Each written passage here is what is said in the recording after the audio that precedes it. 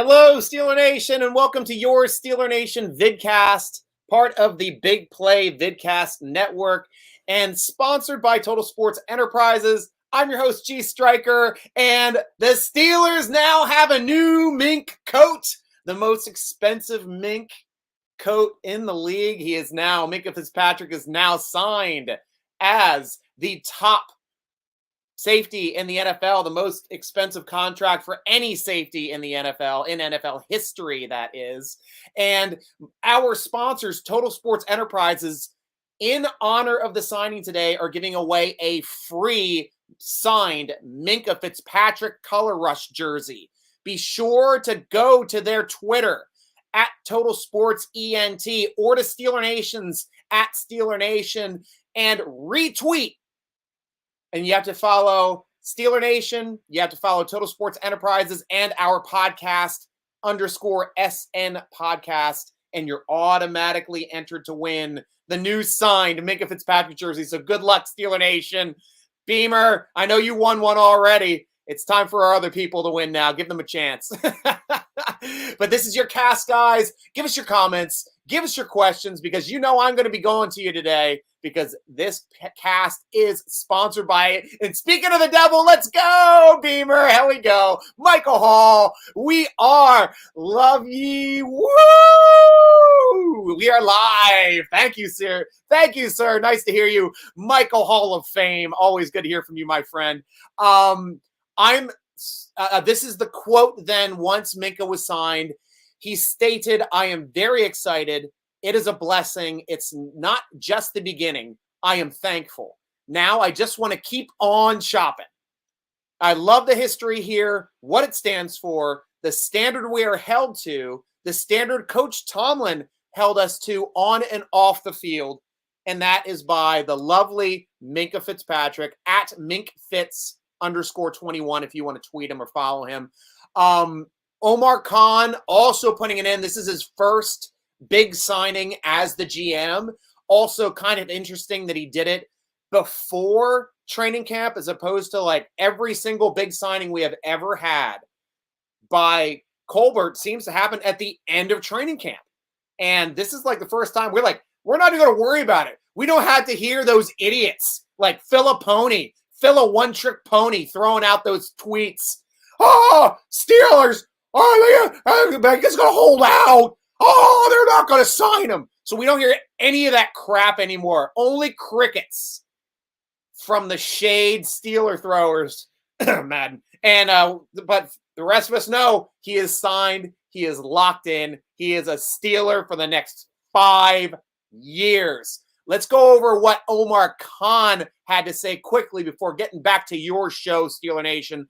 Omar Khan, getting the contract done before training camp, like we just talked about, stated, "We are very excited to sign Minkah to a new 5-year contract. Minkah is one of the top safeties in the NFL, and we are thrilled he will be in Pittsburgh through at least the next 5 years. When we traded for him, we knew he was going to be an integral part of our defense, and we look forward to that continuing as we prepare for the upcoming season."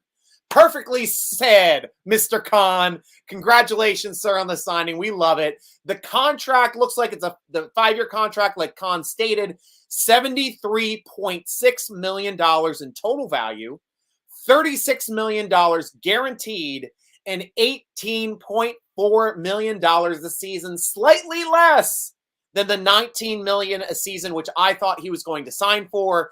Thank you for the discount, but still, with the yearly salary and with the guaranteed money, he now has earned more guaranteed money in a contract than any safety in NFL history, more money per year than any safety in NFL history, and more total value money than any safety in NFL history. And let's not forget Kevin Colbert giving up that number 1 draft pick that Omar Khan alluded to, which has got to be Colbert's best trade in his tenure.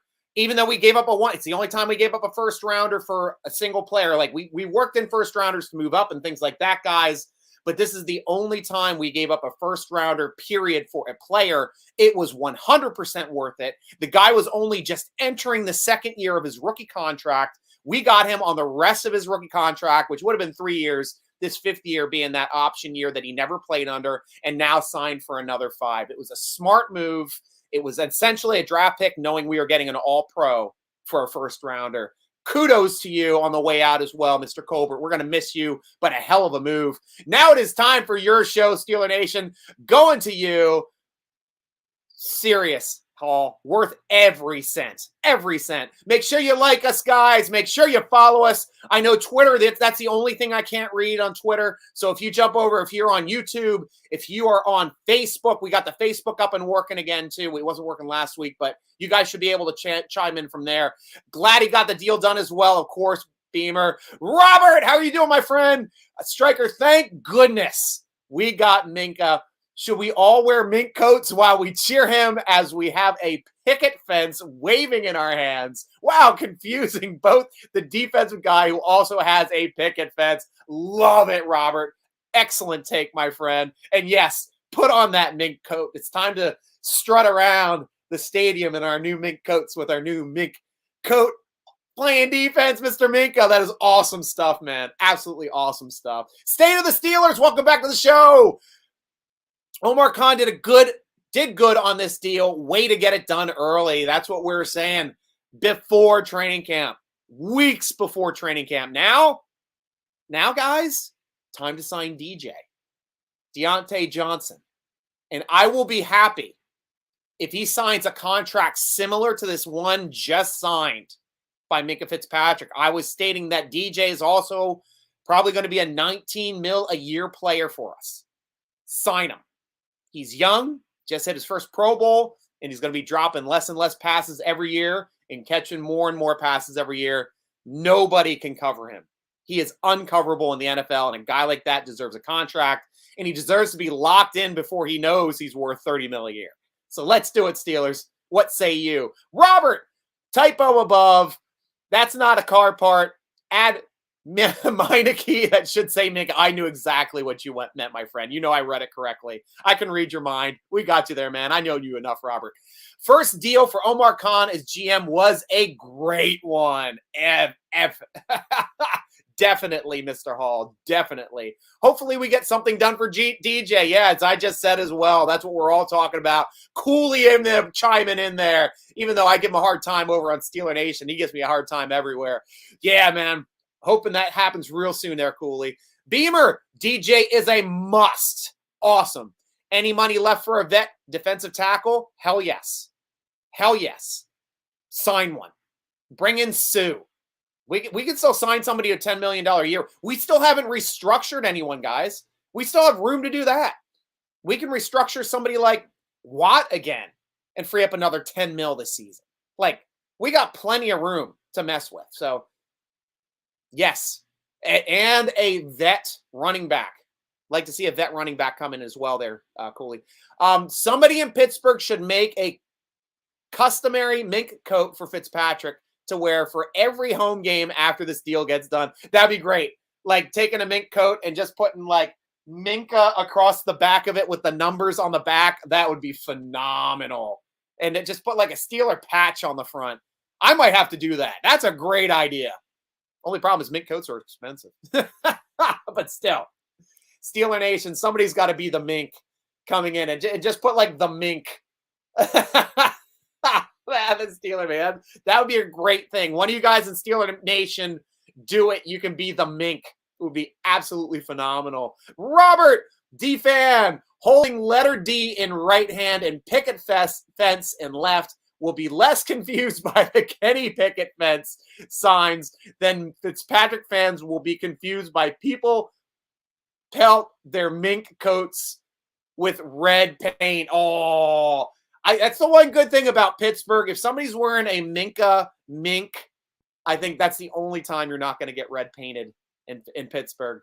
Besides, it's the color of like the Patriots or the Buffalo Bills or the Kansas City Chiefs. We'd hate to add that kind of color. You might get pelted with black or gold paint, but yeah, not red paint. Yes, Michael Hall. But if those custom mink coats are really made from mink, then Kansas City fans will coat them with red paint. Well, I'm not wearing it to an away stadium. I'll tell you. The mink's coming to town. Yeah, you have to have some balls wearing the mink coat going around after that. That's great call, Steeler Nation. Yeah, but I'm psyched. Absolutely psyched. I know, like, I was also alluding to the backup running back room here that I'd like to talk about a little bit. Because right now, seriously, our only backup running backs, we got Benny Snell, and he's just not performing to the elevation that we thought he would. I think honestly he just needs better interior offensive blocking, and don't pass him the ball ever. And I think he's a good fit. But on the other side, we have McFadden. And McFadden has all the talent in the world and played under the Matt Canada system in Maryland, did a great job there. And I'm expecting him to be a great plug and play player if he can stay healthy. That's the problem now. He couldn't stay healthy at all last year. And he was ready to be, he beat out everybody in training camp last year. He was set to be the backup to Najee last season, got injured on a play that we didn't know he got injured on, really. And just was not able to be the guy on the field and come in and contribute the way that we expected him to. Instead, we had like Balaj try to fill in. We had, Snell try to fill in, and those guys just didn't do it. They couldn't make their own paths and get open like Najee could. They didn't have his strength. They didn't have Najee's elusiveness. They didn't have Najee's ability to catch passes out of the backfield.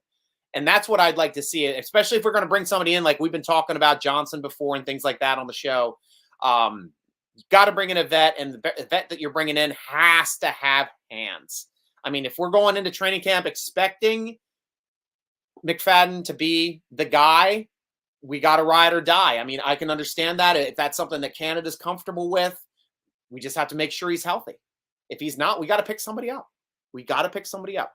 What say you, Steeler Nation? Let me know. Robert chiming in as well. I'm old enough that I was at the 70s Steelers games that my dad had season tickets in Peanut Haven and brought me and saw some of the realest Steeler fans really wearing real mink coats. Yeah, back in the 70s.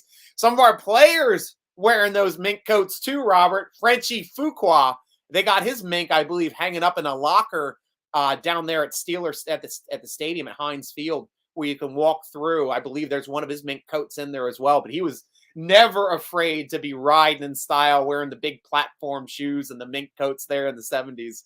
What a great time. What a great style. Everybody just like having a great time and doing it upright. Yeah.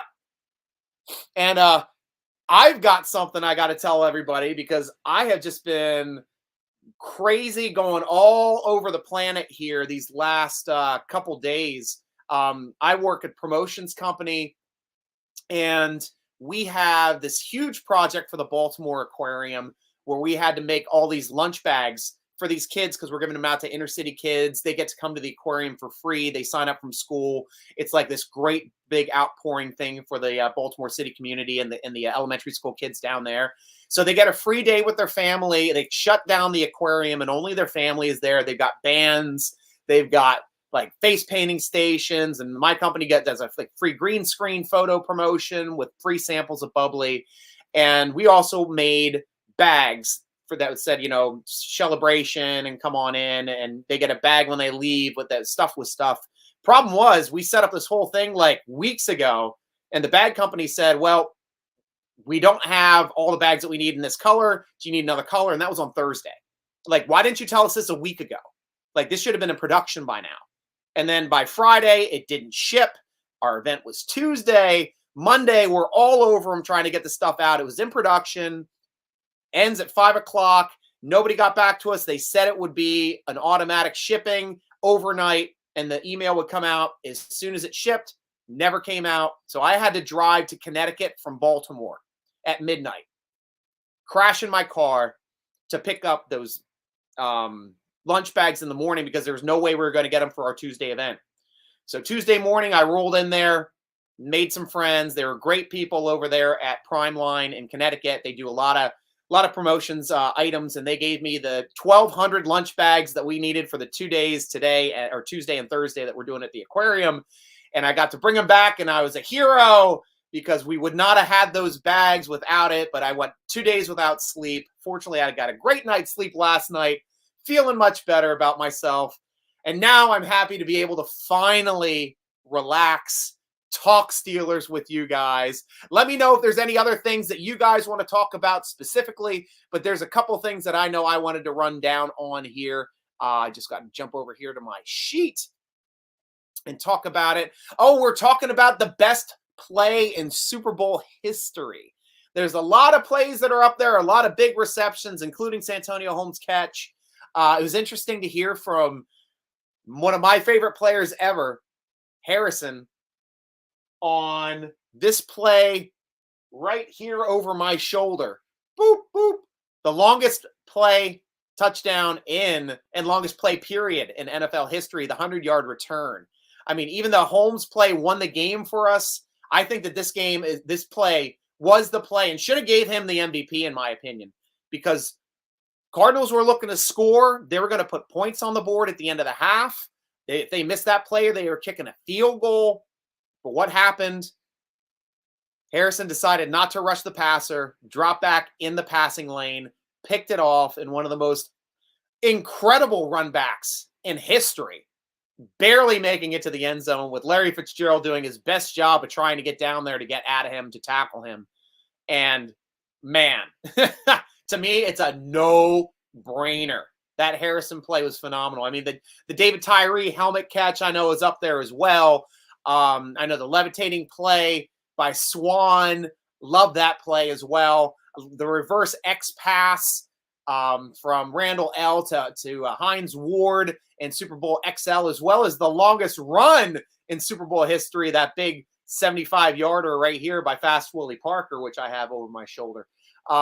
Those plays are like the biggest ones, but for me, like, it's so great for the Steelers to be a part of so many big plays because of how many Super Bowls we've just been in. But so great that, the 100-yard play, nobody else has ever had a 100-yard play. And Harrison stated that in a tweet. He's like, I have the longest touchdown in Super Bowl history, and there's been a lot of great catches. And I was like, that's the way to put it. No play was ever that large. And that's it. Robert, best play ever was the 100-yard interception return. So many players got involved. Great point. Great point, Robert. Who was the defensive back that turned around initially to try to get the ball from him? I don't know if it was Gay or if it wasn't Ike Taylor. It was the other corner. And I just can't remember offhand, but Townsend. I think it was Townsend. And Harrison points him up to block. Everybody is like a wall. Polamalu, Kiesel, everybody running down the field to help out on that play. And it just the way that he kept weaving in and out. It was a total team effort. You're right. It's a total team effort. And that's what makes that play so incredible, because it's not just an individual making a great play like Santonio Holmes making that incredible catch. It is the entire team. Robert hit the nail on the head there.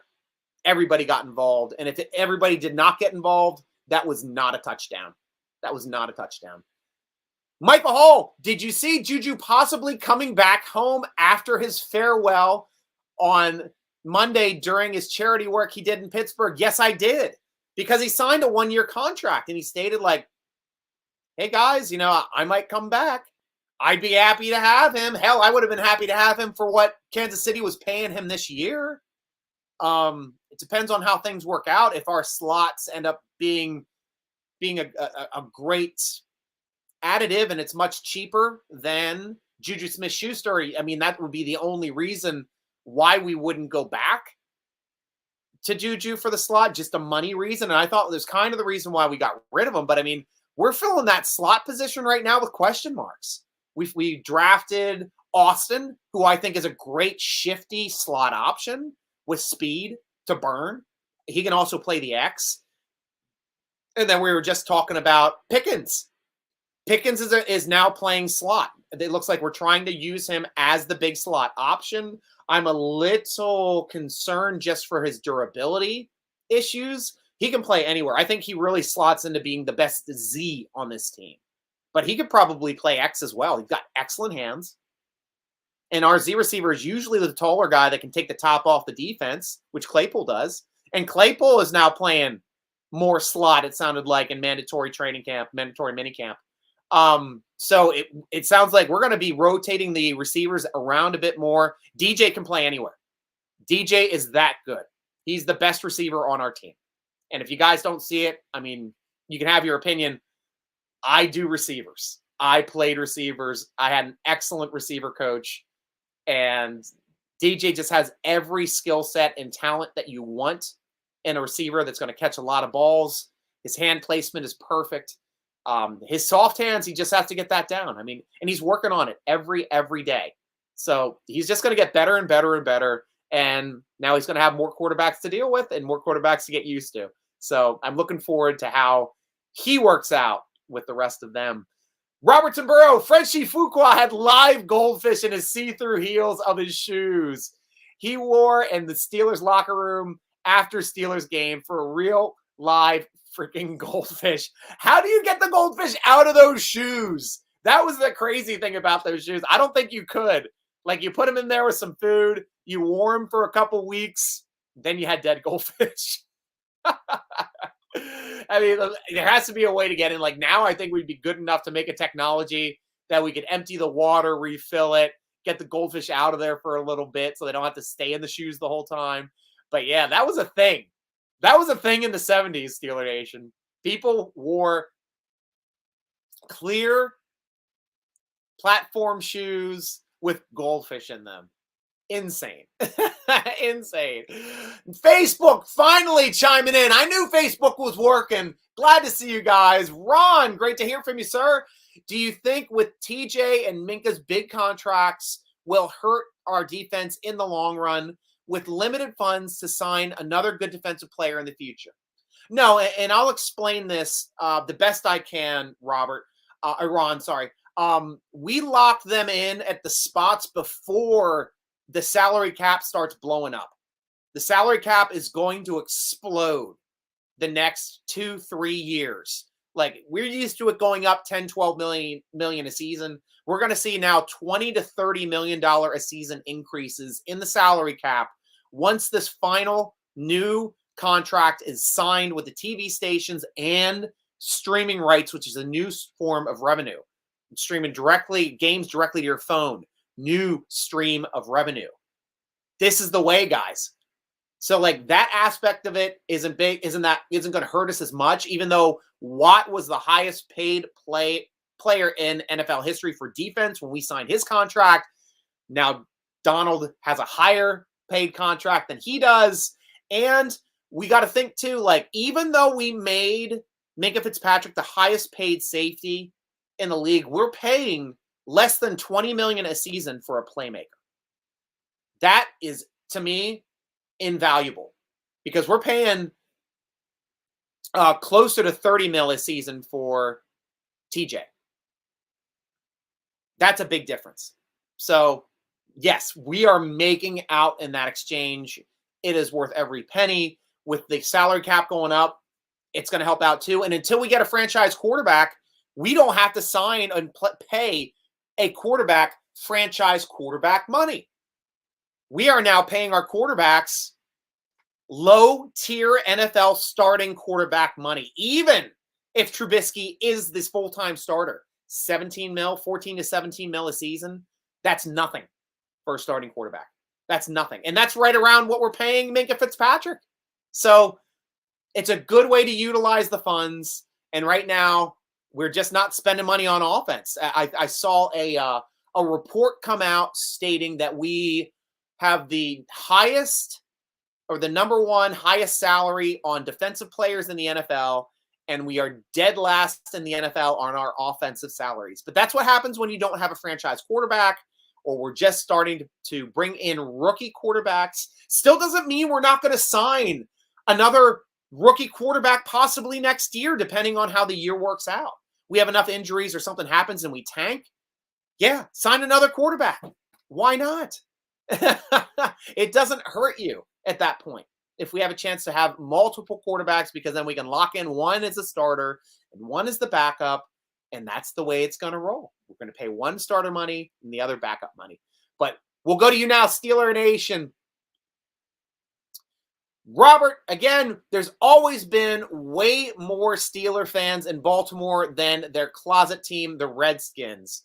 Then Baltimore does to Cleveland what Indianapolis had done to Baltimore. Freaking hypocrites in Baltimore. Yeah, and that Baltimore stuff too, like, the Steeler fans are so huge in Baltimore. When they first came to Baltimore, and I was living here, and they were playing in Memorial Stadium, the Steeler fans, the first year, they bought 90% of the tickets the first year they were there for the Steeler game. Second year was 75% of the tickets. Third year was 50% of the tickets, and then they had their new stadium. Then they did a better job of limiting and being able to get the Steeler fans in there because the Steeler fans bought the hell out of the tickets in Baltimore because they were idiots and didn't know how to do it. And there's a ton of Steeler fans here. You're dead right. And I think I skipped over you, Robert. Sorry about that, Cooley. The clear platform heels or soles were either removable or had some kind of flap out the back that lifted so that the wearer could fill with whatever he or she wanted. Oh, cool. Thank you, Cooley, for letting us know exactly how those things work because, yeah, I had no idea how they worked. I think there was a Simpsons episode where Disco Stew was wearing the goldfish platform heels and they had the dead goldfish floating in them because Disco Stew didn't know how to get out the goldfish, man. Yeah, but that was always fun. Robert again. Oh, am I the wrong one? Everybody keeps jumping on here quick, so I'm not sure. I'll go to this one first, Robert. People report filling the heels with teddy bears, gumballs, marbles, or crinkled colored tissue paper. A few chose live fish, even inserting colored gravel and water plants for the aquarium effect. I mean, like, how does that stay in place when you're walking? It's like, do you think you'd have to like glue it together and put it in on the bottom before, like, for the gravel, before putting the water and the fish in? Otherwise, you'd think it would like all mix up and be like this mishmash of like blended fish gravel when you're trying to dance in them. That would be disgusting. Theoretically, you could return your traveling fish to its aquarium after your evening of revelry. Realistically, it would have been a miracle if your fish survived the night. Truth.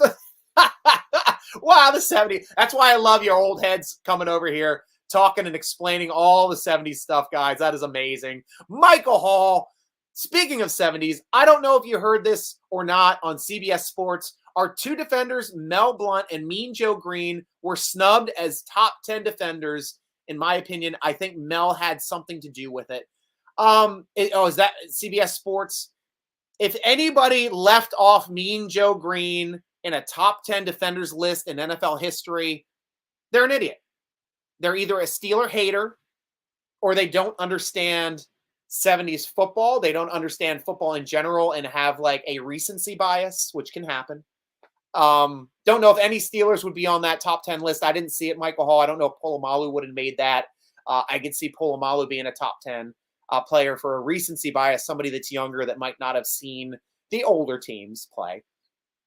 But there was no doubt Mean Joe Green was a generational player, could have played on any team, even continuing to today. Like, he could have played with Hayward, and those guys would have been insane on 3-4 outside defensive end. Because that's about his size that he played at. Not as big as some of the bigger defensive ends that play now in a 4-3 alignment.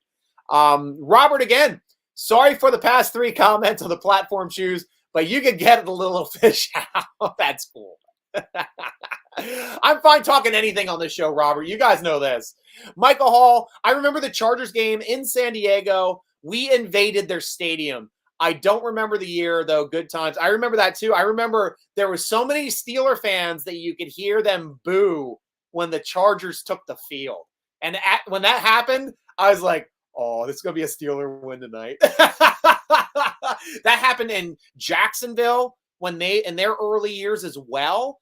So, like, we have a couple times, like, Carolina, I think once we played, we had more fans with them than Carolina when they were in their expansion years early on.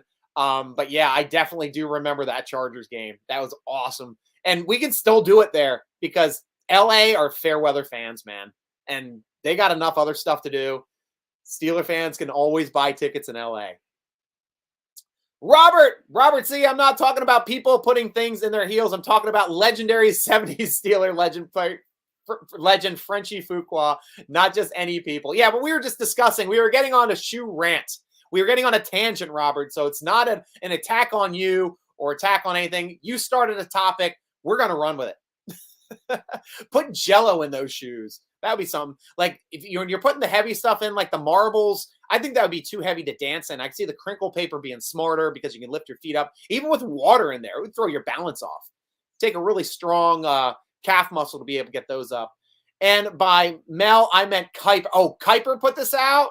Are you telling me Kuiper put that out, Hall? If Kuiper put it out, then he's just doing it to completely snub and screw the Steelers because that's what he does. We know Mel Kiper.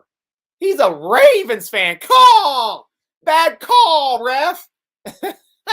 We know where Kuiper's loyalties lie, and it ain't anywhere else than in Baltimore. Not a problem there. Another interesting thing that I wanted to talk about, Alex Kozora today tweeted that he did some stats on Highsmith's win rate on his bull rush. And he's such a stat guy. I love following him. Be sure to follow Alex Kozora if you're not following him already on Twitter. He's like one of the few people I have all of his tweets come to me directly because he always has great knowledge, great articles, great insight on the game of football.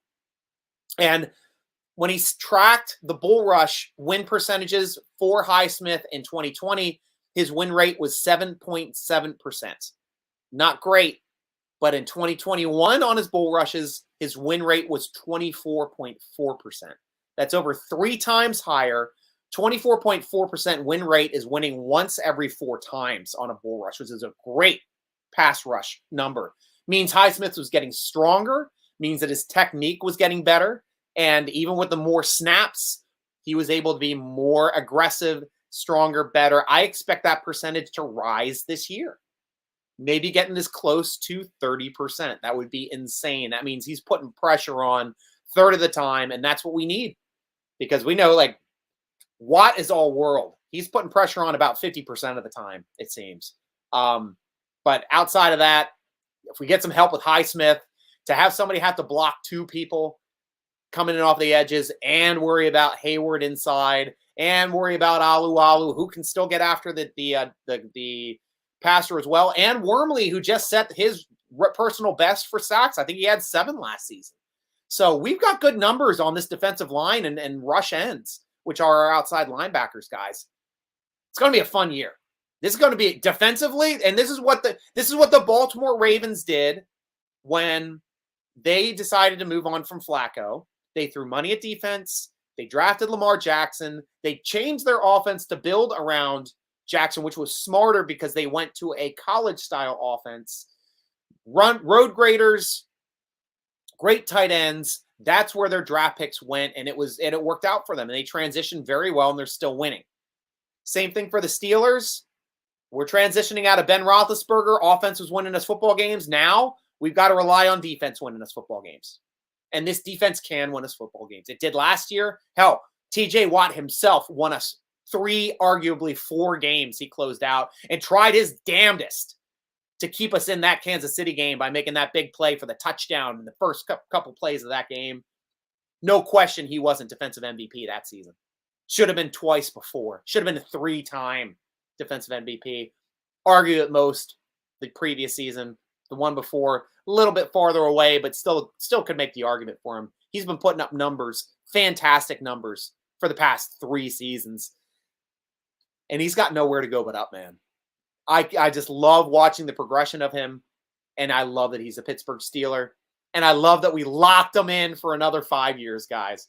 Or 4 now. He played 1 more under that contract. So this is it. This is our core. We got Hayward locked up, I think, for 2 more years. We got Watt locked up for 4. Minkah locked up for 5. Hayward would retire a Steeler, and he would take a lower number to stay because his next contract's probably going to be lower per year, but might do a 3-year extension, 2-year extension just to keep him a Steeler, retire a Steeler, because he's playing his best football these past 3-4 years. He's making Pro Bowls. He's making All Pros. He's getting double digits in sacks. It's phenomenal what Hayward's been able to do. And we got to realize, too, he didn't play those first 2 seasons. He was playing behind Aaron Smith those first 2 seasons. People were starting to talk. Is he a bust? Is he a first-round bust? Nope. He's one of the single best 3-4 defensive ends in the league. Might be the best 3-4 defensive end that Steelers have ever had. You tell me if you can think of a better 3-4 defensive end. I know Aaron Smith is up there. Numbers-wise, they don't match. They're nowhere near each other. But I know Aaron Smith is up there. I know Kiesel was great as well, being a 7th rounder. But nobody's better than Hayward. Tuitt was great, too. Sorry to see him leave. Wish he had another year with us. Really did. Michael Hall, no, he's the reason they get snubbed. Yeah, you're damn right about that. Screw him. Absolutely screw him. Robertson Burrow. Traditionally, it's always been real blood that they throw on the mink coat, but a lot of them are probably radical vegans, and they would use red paint instead, and it's all I was getting out, I guess. Yeah, I knew what the alluding to was that I think it was PETA that would always throw red paint on, but that was more for Hollywood celebrities. It was a big thing with Hollywood celebrities because they could afford the mink coats. They'd be on the red carpets and somebody would run up and throw a red paint on them because they would make the most splash. Like top sports people were never really as big as top celebrities for that type of thing. I can't even recall if somebody ever threw it on an athlete because to tell you the truth, an athlete could beat the crap out of you. The guy's a professional athlete. They work out. You throw red paint on an athlete, you're going to get beat. And that is assault. So you'd be able to defend yourself. People that are in Hollywood, they're not going to fight somebody. It would hurt their ability to get a role, stuff like that. Burrow, I also said red paint instead of blood because with the woke, I may think it's a joke, but I knew for some of them, use red paint and pretend it was blood. We understand, Robert. We understand you don't have to go on to woke or not woke. We get it. We're smart here at Steeler Nation. We got a good group. George Highsmith will be improved for sure, definitely. And I'm looking for his numbers to improve as well. I'm hoping he gets to double-digit sacks this year, George. And I think he can, especially having the pressure off of him with a double team going on and on the other side with Watt, a double team in front of him with Hayward. He's one-on-one. And he can win one-on-one. If he shows the league that he can't be blocked one-on-one, this defense is going to be super fun to watch. Nobody can go back to pass without trying to get that ball out in 3 seconds or get their butt kicked. It's going to be a blast to watch, George. Great point. Michael Hall, TJ got robbed for Defensive Player of the Year 2 years ago. Even JJ and DW was shocked. Yeah, Darnold won it, but he had every stat on Darnold. Every single stat, except for one. Can't remember what it was. Might have been total tackles. No, I don't even think it was total tackles. It was one of the stats. I know he had him on tackles for loss. He had him on tackles in the backfield. Tackles for loss, sacks. I think total tackles as well. But I remember he had one stat that was better than Watt. I just can't remember it offhand. But yeah, he was robbed. Absolutely. I was pissed. I was really pissed for TJ. Felt for him. He deserved to be Defensive Player of the Year. And now he definitely deserved to be Defensive Player of the Year last year. Honestly, I think that pushed him to be better each year. I think he's still going to push himself to be better because he's got 2 more Defensive Player of the Year awards to catch up to his brother. That's a fun household, right? He's like, yeah, I won Defensive Player of the Year. Big bro's like, yeah, I won 3. Get back to me when you win another 2. The Watt household. He's not even the best defender in his old household yet, but I think he's on a trajectory and he's got the ability to do it, Michael Hall. Really think he does. He's on a Hall of Fame trajectory, Michael Hall. Definitely is. Yeah, he pretends like they're Cleveland, the real Browns, which we know is actually the Ravens, who are true competition, not the Jim Browns. And yeah, they were the joke Browns. Yeah, definitely not back then. That was it. That's why I always call, like, yeah, anytime some of my Ravens fans get up and excited, I'm like, yeah, the new Browns, you guys are doing great. And no, we're the Ravens. No, the new Browns. I mean, the old Browns went to your team, and then you were, well, I guess you're the old Browns, sorry, because the new Browns came to Cleveland, because I always call Cleveland the new Browns when I'm talking to a Baltimore fan. Yeah, you guys are playing the new Browns. Why are you calling them the new Browns? Because you guys are the old Browns. But that speaks to the city itself. That's why the mistake by the lake. There's something in that water that just does not make champions. It turns champions into chumps. Really does. Michael Hall, prime time Sanders wore mink coats all the time. Yes, he did. He definitely did. The dark glasses, the pimp hats, the mink coats. He's styled up seriously, and he looked great in his after game speeches with his mink coats and that. I always love seeing that out of prime time. Robert C. How you doing, Cooley? Well, some of us are smart, not sure about the cope striker. Yeah, I do my best. I lose, stuff falls out of my brain all the time. You guys can watch me progress into dementia on these vidcasts as things keep falling out of my brain, mispronounce stuff, think other players or another player just from a bad word association that I get stuck in my brain. And it's the way it happens. Like sometimes I'm starting to get to the point where I'm done screwing up Najee Harris and stop calling him Najee Davenport, because that's where the Najee goes. Like, it's the first thing I'm used to saying. Now I know it's Najee Harris. That one is out of the brain. I've worked on that one. But there's always something that comes up. There really is, especially with the new players. I always get a bad word association. Robert, NFL team in Cleveland is an expansion team. All the players, coaches, and formed legendary champion Browns of the 1950s and 60s Browns who killed the Steelers all the way up until when they're the Ravens. Yeah. Dead state on. Yeah, we know the history there, Robert. And I was actually living in Baltimore, going to college when the Browns came here to become the Ravens. And I was excited because I got to see a home game every year because I couldn't travel. I was in college, but I could go downtown to Baltimore because I went to school at University of Maryland, Baltimore County, another black and gold school, and was able to take the shuttle down there, watch the Steelers whoop some butt at Memorial Stadium, and then, of course, PSI Net Stadium. You guys remember that? I do, because I used to work there. That was one of my first jobs, was running the Browns the Ravens Fan Fest area for the kids. So we set up all these inflatable games and stuff, and the walk in between the two stadiums. So if you were down there seeing those inflatables, I ran them in 99, 2000, 2001.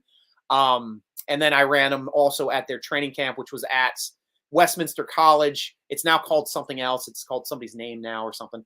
But it was called Westminster College back in the day in Westminster, Maryland. Fun times, a lot of hard work, but hey, that was what I did back then. Robertson Burrow.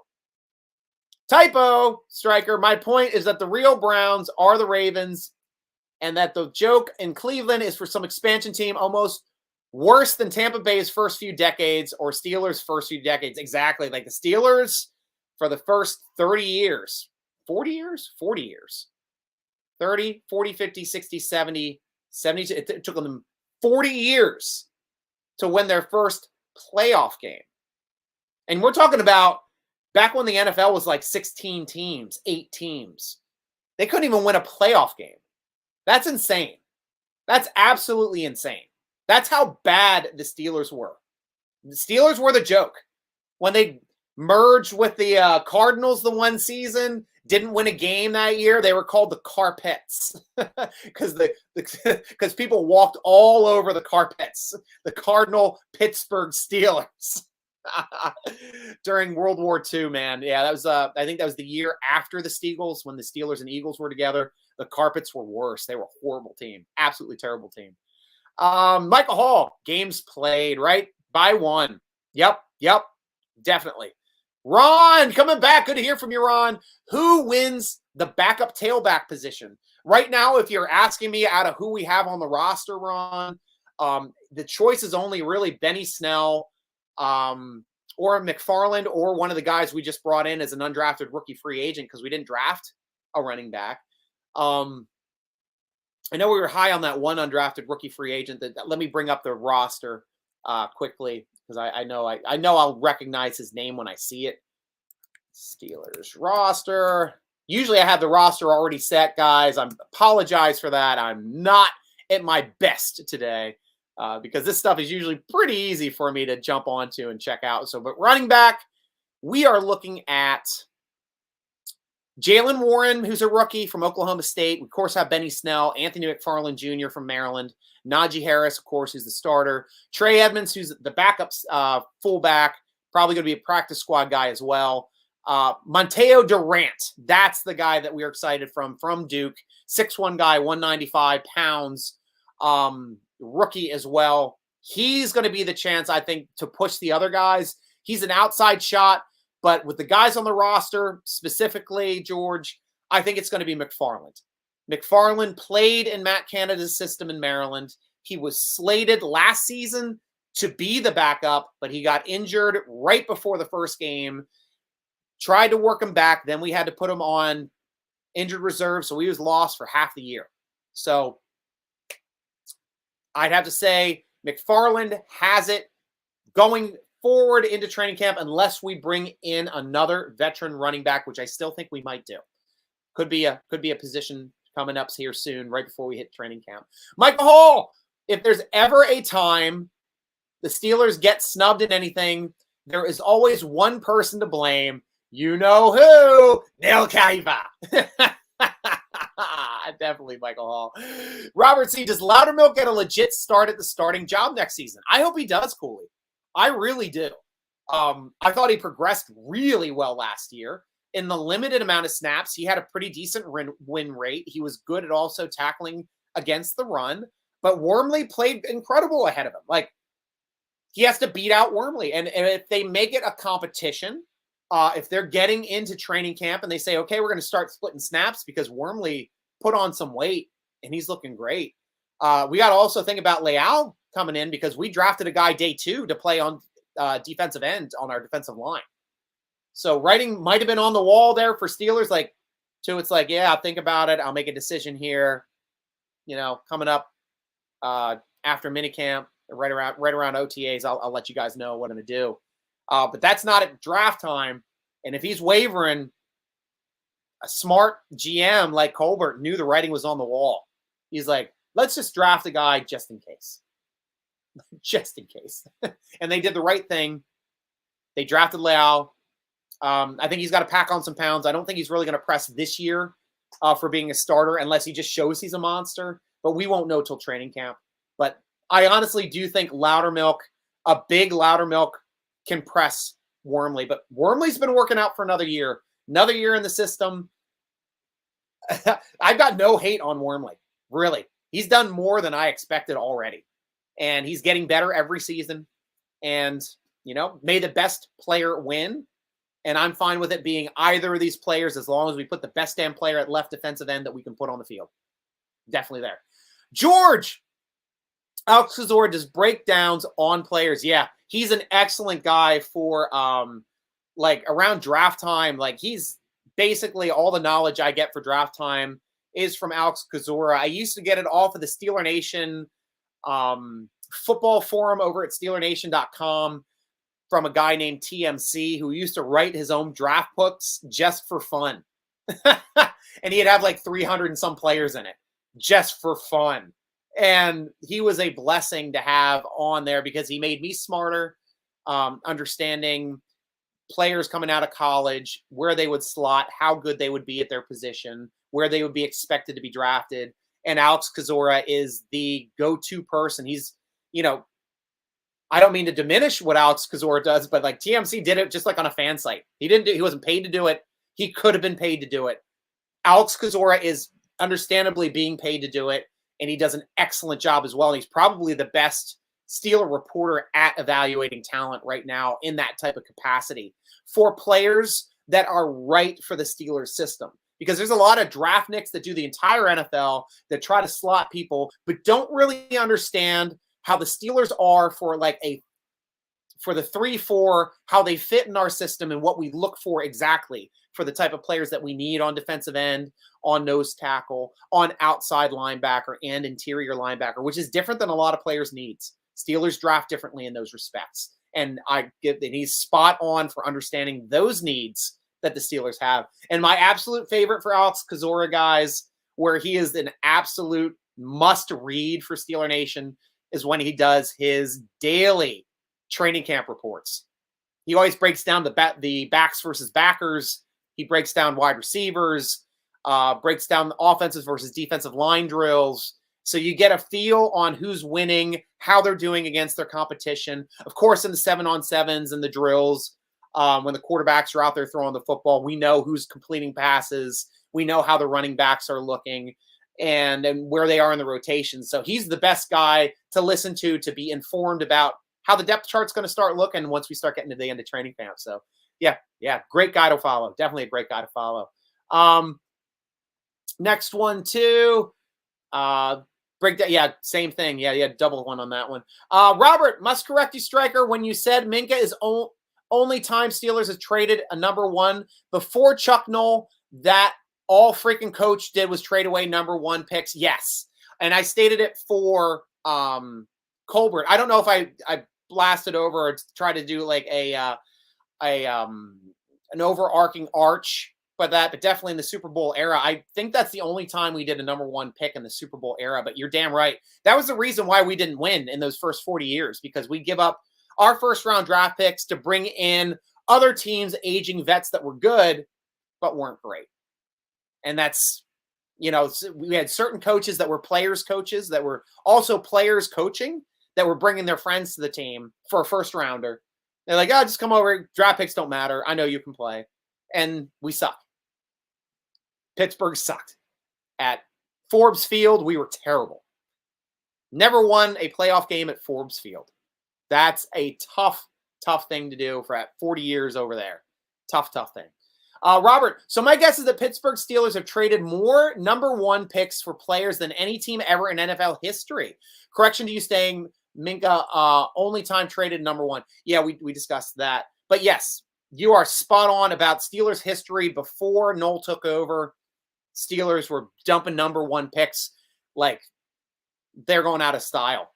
Like they were the Washington football team. That's a team that dumps a lot of number one draft picks too. Michael Hall, is it true that we are drawing attention to Jeremiah Achu, or am I hearing nonsense? I haven't heard a lot of people saying that we were going to go after him. I know we did a workout and we had like Okojobi in for the workout. We didn't sign anybody. So it was interesting at least that we had a workout already for defensive line players and we didn't bring anybody in because I guess the Steelers were like, well, let's get through mandatory minicamp and OTAs, and we'll see how these players look first before we think about going back. Because I remember they did that workout before OTAs. And, OTs and mandatory minicamp were pretty close to each other.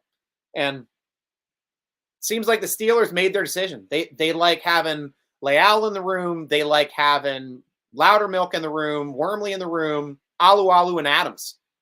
And for that workout, for them to say, like, I don't think they can beat out any of these guys, or that the upside of some of these younger guys aren't worth losing for a guy, one of these vets, they had to be wowed.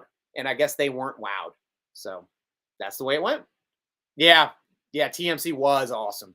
Dumbest reason he ever left was because the Steelers drafted Dre Archer, and we had one of the single largest threads in internet history that it was popping up on Google searches for just some random thing for people to look at. Hundreds of pages of people arguing Dre Archer, and he just got sick of it and left the page. Unfortunately, he never came back. I wish he did, because he was a joy to read, and had great about the cap. He made me be stronger on the cap. I became a capologist because of him.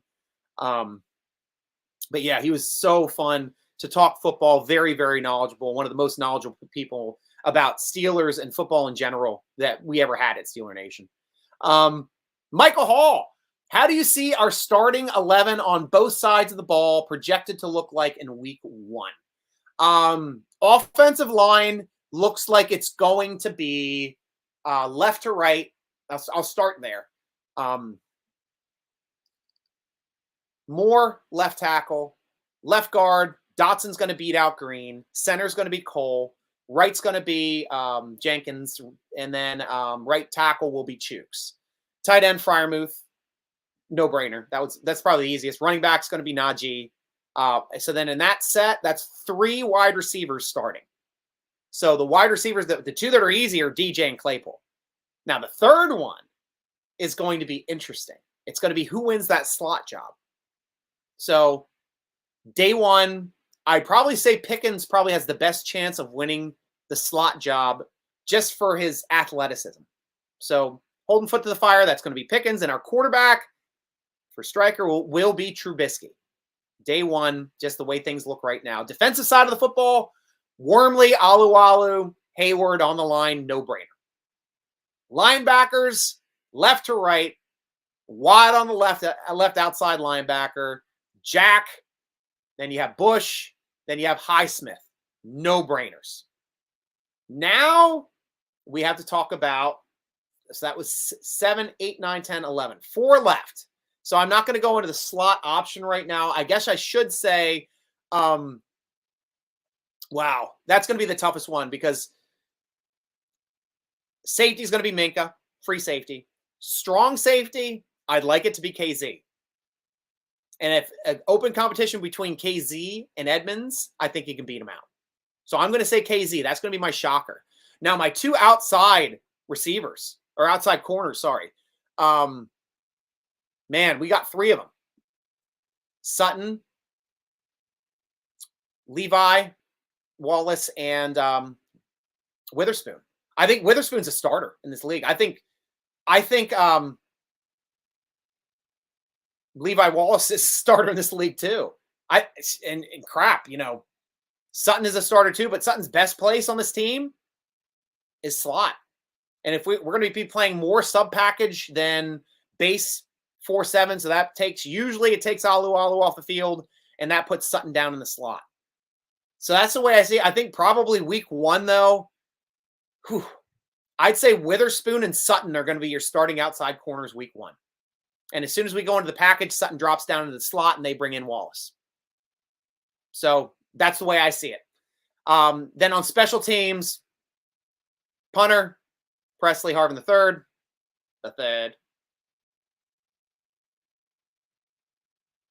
Then you have kicker, Boswell, of course. And still candidate at long snapper. Wasn't he a long snapper last year? Or was it a different long snapper? Wait, didn't we have a different long snapper last year? Now I'm forgetting who the long snapper was last year. Usually I'm spot on my long snappers. Kuntz. Damn it, Stryker. Chris Kuntz going to be starting long snapper. I don't think we have another option, but yeah, he's a good player. Kuntz is a good player. Next question. Robertson Burrow. Last 2 years, I've been saying even if Gigi leaves, we will get them back. And Juju. And hopefully he'll have Hines Ward maturity by then, and it will be amazing. Yes, I know you meant Juju. You don't have to retype that. Yeah, I mean, Juju was a hell of a player. And man, he wasn't one of the fastest guys in the league, but he had more 90-yard plays for us than multiple 90-yard plays for the Steelers. Because he was so good and so strong after the football, he was tough to bring down with the smaller defensive backs. Good player. Yeah, I'd love to see that, Robert. George, I want to see a lot of 2 tight ends. I do too. And man, has Gentry really progressed. And guys, we forget. Like Gentry right now is an excellent blocking back. He is the best, blocking tight end. He is the best blocking tight end on our team.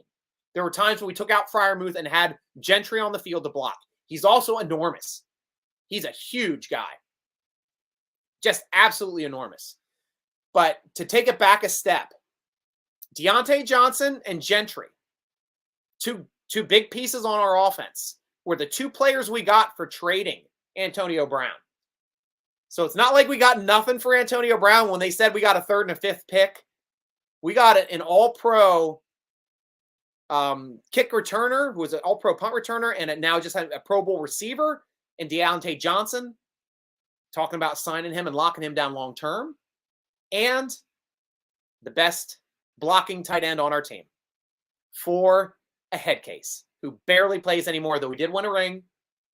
I'd be surprised. Well, he said he retired. Would like to retire. Honestly, guys, I'm on the side too. I'm fine if he wants to retire a Pittsburgh Steeler. He has to convince the Rooneys. He has to convince Tomlin. But Other than that, I'd be fine. So I'm really shiny. I apologize for that, guys. I got out of the shower. I went straight from the shower to here. Yeah, that's a little better when I rub my head a little bit. My gosh, was I shiny. I was like fresh out of an egg or something. You guys got to comment on that stuff. That happens. George, yes, I agree. Zach Gentry is a monster who actually did, with us fans, always hope struggling lower round players who have changed position will do. And we need him and baby Gronk. Moose smash. Yeah, I love me some Moose too, Robert. Oh, what? I mean, and this is our first real tight end that we have had since Heath Miller. Guys, losing Heath Miller hurt. And we had a lot of free agents that didn't work out. And really 1 year out of Vance McDonald, which was a great year out of Vance McDonald. Second year being injured, really never returned.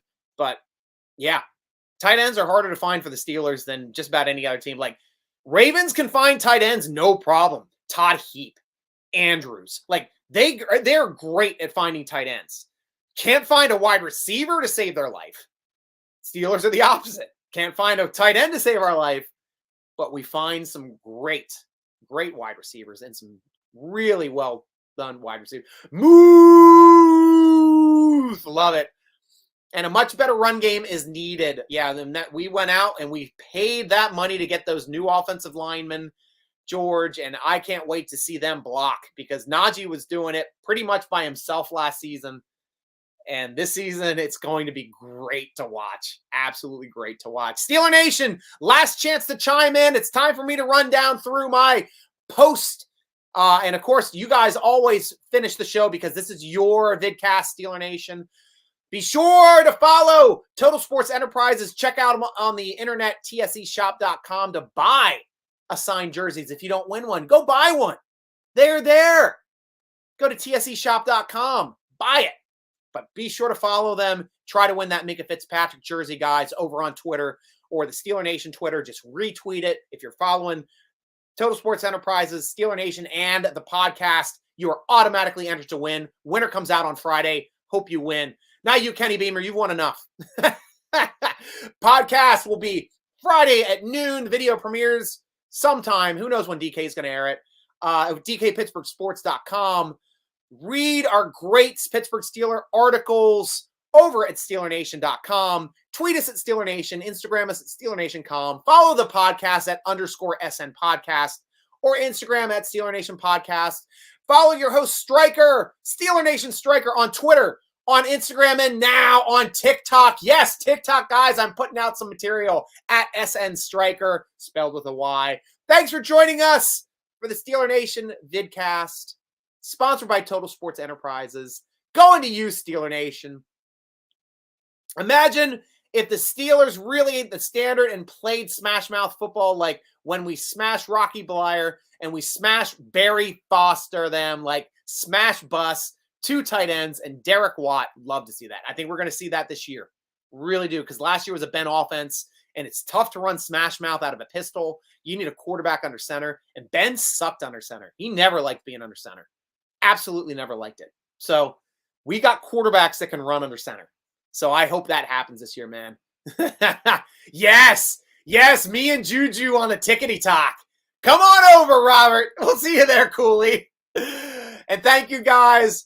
I am your host, G.Stryker, rooting along with you as always. Go Steelers!